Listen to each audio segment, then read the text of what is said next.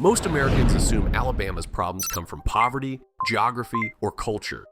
But Alabama is struggling because it was deliberately designed to fail. Alabama has the longest constitution in the entire world, nearly 389,000 words, 51 times longer than the US Constitution. But that Constitution was not written to empower Alabama.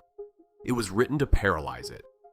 And the system it created, where a county cannot fix a local road without asking the state legislature for permission, is still running today, making Alabama function as the opposite of almost every other state in America.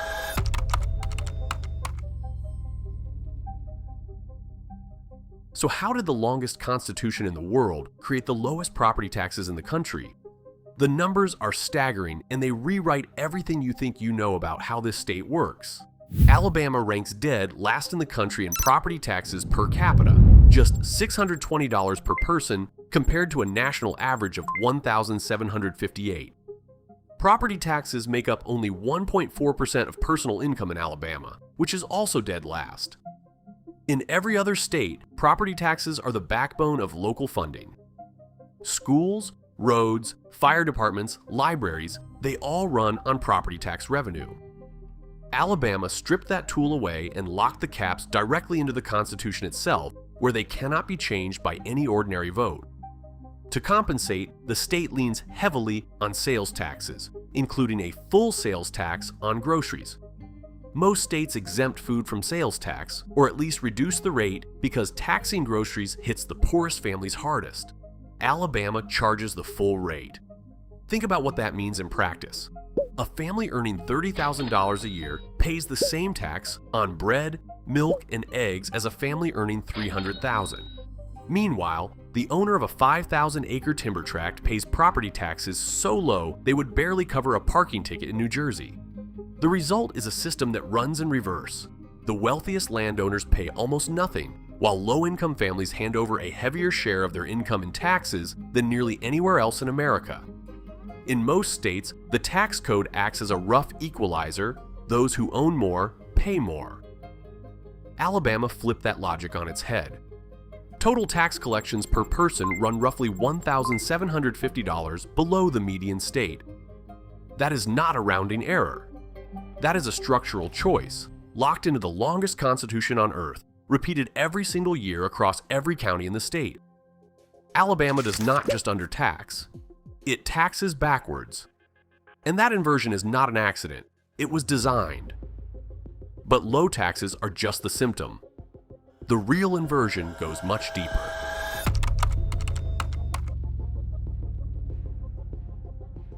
In most American states, cities and counties have what is called home rule, the power to pass local laws, raise local revenue, and solve local problems without asking permission from anyone. Alabama is the opposite. The 1901 Constitution stripped virtually all authority from local governments and centralized it in the state legislature in Montgomery. The result is a system that sounds almost too absurd to be real, but it is. If a county wants to change a speed limit on a local road, it may need a state constitutional amendment. If a city wants to adjust how it collects garbage fees, it may need to petition the legislature. Roughly 75% of Alabama's 977 constitutional amendments deal with hyperlocal matters, things that would be ordinary city council votes or county ordinances anywhere else. That is why the Constitution ballooned to 389,000 words. Not because Alabama has unusually complex governance, but because it has almost no local governance at all. Every small decision had to be written into the state constitution because local officials had no authority to make it themselves. This is the core inversion, the one that makes Alabama function as the opposite of nearly every other state. In every other state, government gets more responsive the closer it gets to the people. A pothole on your street? Your city council handles it. A zoning change for a new business? Your county board votes on it. In Alabama, the closer you get to a local problem, the less power anyone has to fix it. The system was not designed to govern. It was designed to prevent governing. And to understand why anyone would build something like that, you have to rewind to a moment most people have never heard of. A moment when Alabama almost became a completely different state.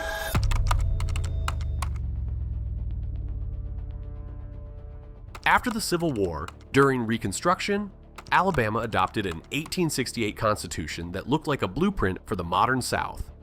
It expanded the franchise to black men. It raised revenue through broad-based taxation. It funded universal public education for the first time in the state's history. Public schools open to all children, regardless of race. It invested in roads, courts, and state services. Black legislators served in the State House. New institutions took root.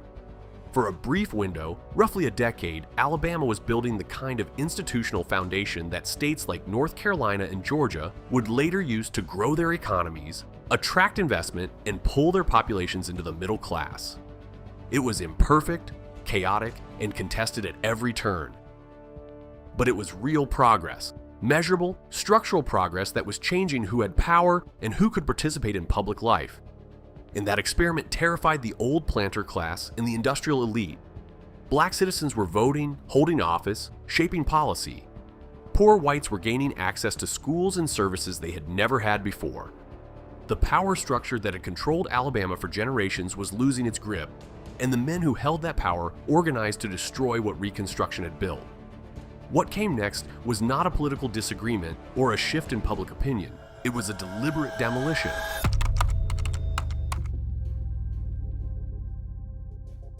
In 1901, white conservative elites convened a constitutional convention in Montgomery. 155 delegates gathered, nearly all of them white, nearly all of them representing the planter class, the timber interests, or the industrial corporations that dominated the state's economy. The delegates were blunt about their purpose, remarkably, almost proudly blunt. The convention president stated in his opening address that the purpose was to establish white supremacy within the bounds of federal law. Scholars describe it plainly. The convention was held to codify white supremacy by removing African Americans from the voter rolls.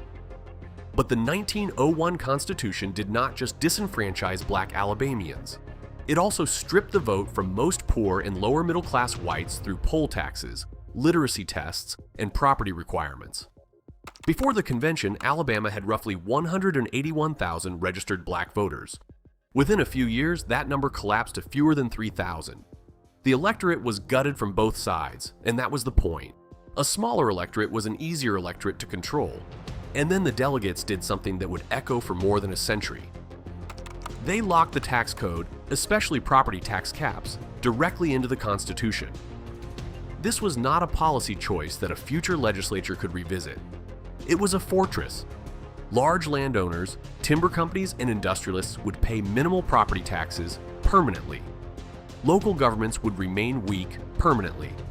And changing any of it would require not just a legislative vote, but a statewide popular vote. A nearly impossible bar in a state where the electorate had just been deliberately shrunk. The Constitution was ratified on November 11, 1901, by a vote of 108,613 to 81,734. Amid widespread evidence that black voters were suppressed in majority, black counties where opposition would have been strongest. Alabama's future had been decided. Not by geography, not by culture, not by the slow drift of economic forces, but by a room full of men who designed a system meant never to change. They said so openly, and the machine they built is still running.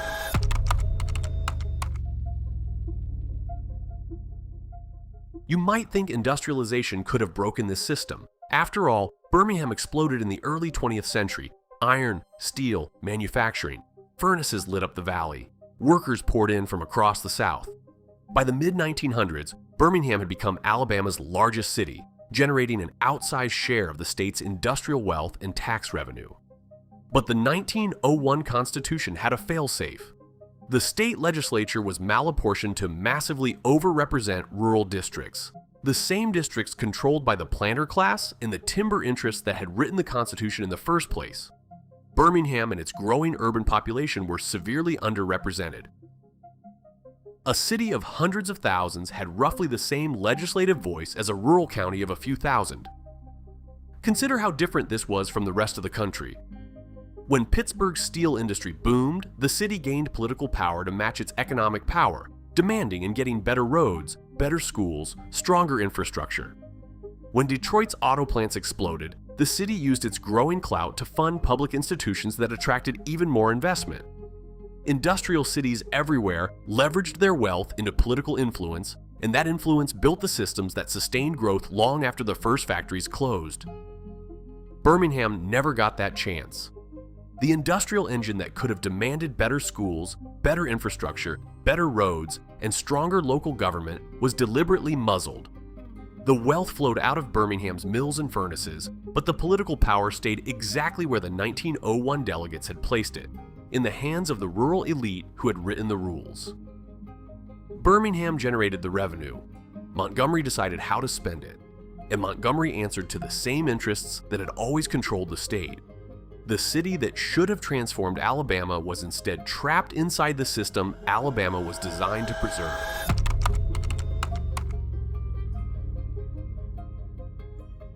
Because local governments cannot easily raise property taxes or redesign their revenue systems, counties and cities across Alabama struggle to fund schools, roads, and public safety at levels seen in peer states. Alabama consistently ranks near the bottom nationally in education funding, health outcomes, and infrastructure quality. Rural hospitals close because the tax base cannot support them. Schools consolidate because there is not enough money to keep them open. Roads in some counties deteriorate faster than they can be patched because the revenue simply is not there. Analysts describe the state's economy as stuck in neutral. Short-term growth occasionally boosts tax collections, but there is no long-term investment engine because the Constitution will not allow one to be built. The numbers tell the story with brutal clarity. Alabama collects roughly $4,700 in taxes per capita. The median state collects nearly $6,700. That gap, almost $2,000 per person every single year, is the structural deficit baked into a document written before the Wright brothers flew their first plane. Multiply that gap across 5 million residents and across more than a century, and you begin to understand the scale of what was lost. Not through war, not through natural disaster, not through bad luck, but through constitutional design. Neighboring states with similar geography, similar climate, and similar histories have outpaced Alabama decade after decade, not because their people worked harder or got luckier, but because their governments had the basic tools to invest in their own futures. Alabama's government was built without those tools on purpose. Policy analysts have called Alabama's tax structure inadequate, inefficient, and inequitable. But here is the deeper paradox, and this is the part that makes the system almost self-aware in its cruelty. The political culture that grew out of this arrangement, deep skepticism of government, fierce resistance to tax increases, a reflexive distrust of public institutions, now makes reform nearly impossible. Alabamians distrust the very institutions that the 1901 Constitution deliberately weakened. The system created the dysfunction. The dysfunction created the distrust. And the distrust protects the system. It is a closed loop, feeding on itself generation after generation.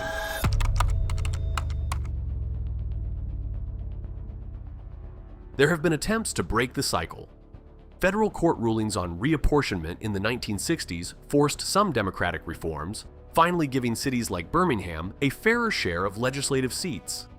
The 1975 Home Rule Act gave local governments slightly more flexibility, a crack in the wall, though not a breach.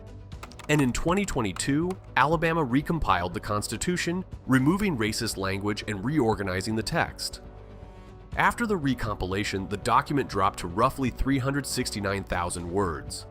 But the core constraints survived every reform. The property tax caps are still constitutional. Local governments are still weak. The fiscal architecture built in 1901 is still the operating system. The scholars who wrote the definitive book about Alabama's Constitution chose a title that says it all. Never Gonna Change. The question mark is doing a lot of work in that title. It carries the weight of every failed reform, every blocked amendment, every generation that inherited a system designed before their grandparents were born.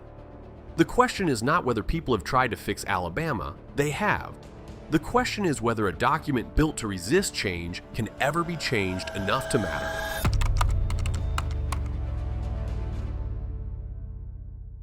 And here's where Alabama's story stops being just about Alabama. A Harvard Political Review analysis coined the term Alabamafication, to describe a pattern some analysts see spreading across the country. Populist rhetoric, masking weak institutions, structural underfunding dressed up as fiscal conservatism, recurring governance failures and systems designed not to self-correct. The pattern looks familiar wherever it appears. Cut revenue to the bone. Starve local institutions of authority and funding. When services decline and infrastructure crumbles, blame the resulting dysfunction on government itself. Then use that dysfunction to justify cutting even further. The cycle feeds itself just as it has in Alabama for over a century. Alabama is not just an outlier sitting at the bottom of a rankings chart. To some analysts, it is a preview, a working model of what happens when a state's foundational document is designed to limit what government can do, regardless of what people actually need. The specifics are Alabama's, but the architecture is portable. And that is what makes this story matter far beyond one state's borders.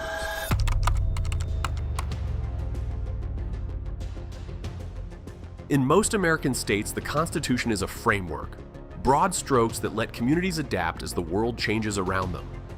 In Alabama, the Constitution is a cage, 388,000 words of locked-in limits that prevent communities from solving their own problems. In most states, local governments have home rule. In Alabama, a county might need a constitutional amendment to handle its own affairs. In most states, property taxes fund local schools and services. Alabama ranks dead last. In most states, the tax burden falls heavier on those who can afford it. Alabama taxes groceries. Alabama is not the opposite of every state by accident. It was made that way by a single convention in a single year for reasons its own delegates stated openly and never tried to hide. And the system they built is still standing, still shaping outcomes, still functioning exactly as it was designed to function. Not broken, just built for a purpose most Americans would rather forget. If you want to see how geography and history shape other states in ways nobody talks about, watch one of the videos on screen right now. Like this video if you learned something new, and subscribe so you do not miss the next one.